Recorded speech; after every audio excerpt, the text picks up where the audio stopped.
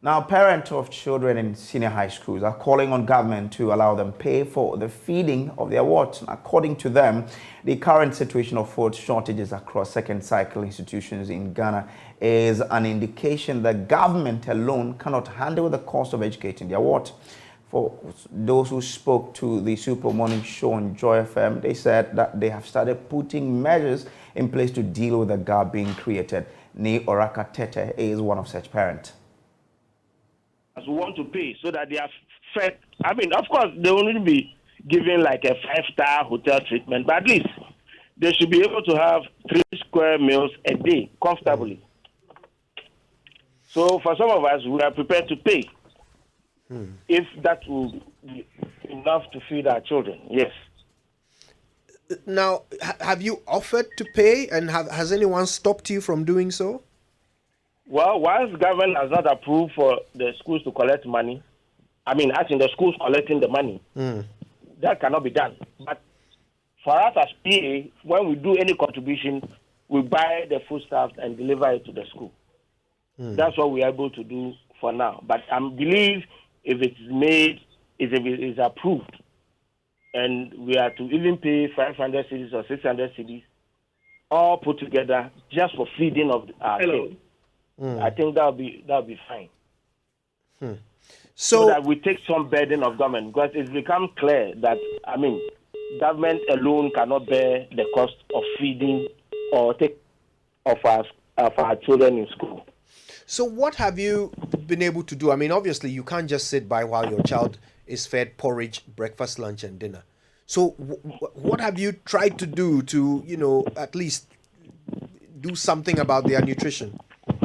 Well, for my ward, I have given him some money to go there. There are these ladies who sell in the school to go get some wache or some rice to eat. I mean, just to supplement what the school gives them. And I mean, how is that? How is that working?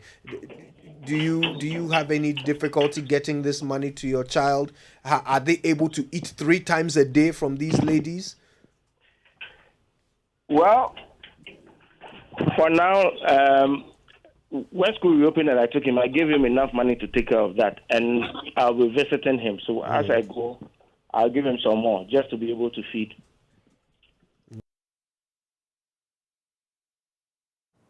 Now, a head teacher who spoke on the basis of anonymity spoke on the same show, the Super Morning Show, and also a professor of educational leadership at the University of Cape Coast, Professor George K.T. Odro, who also spoke on the same show, explained that a lot of things are happening, but it looks like a certain culture of silence is being developed at the second cycle level of education, and that has prevented a lot of headmasters from speaking up.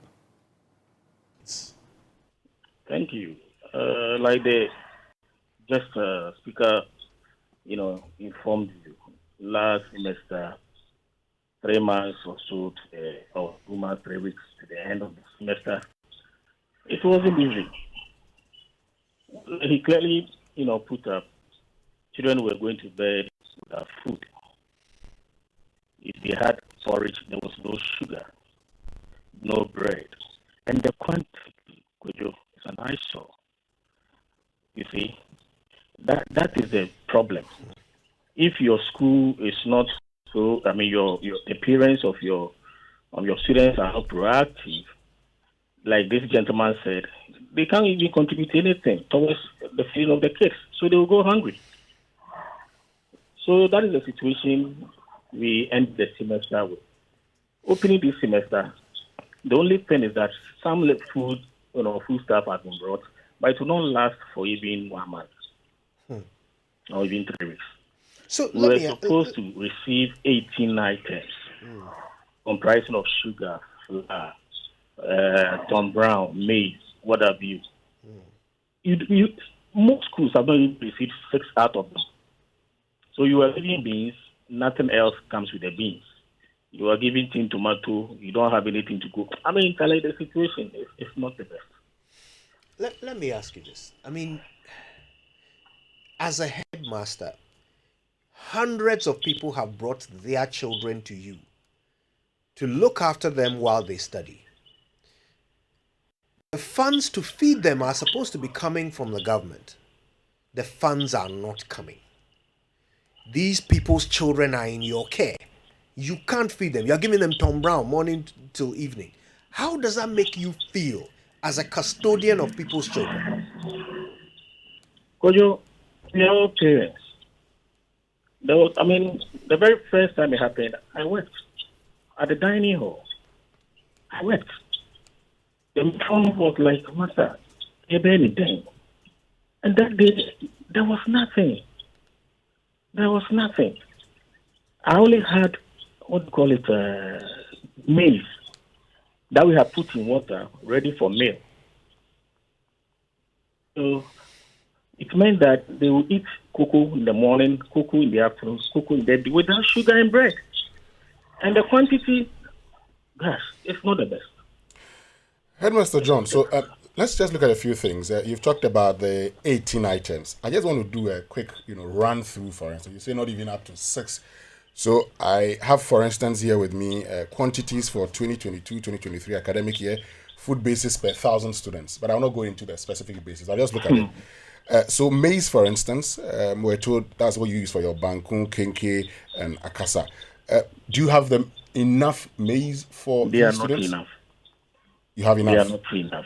They're if not you enough. supply a school that is serving about 850 students at a go with 10 bags of rice, that's 3.5 bags of rice a day. They eat 3.5 bags of rice a day. How long would that take?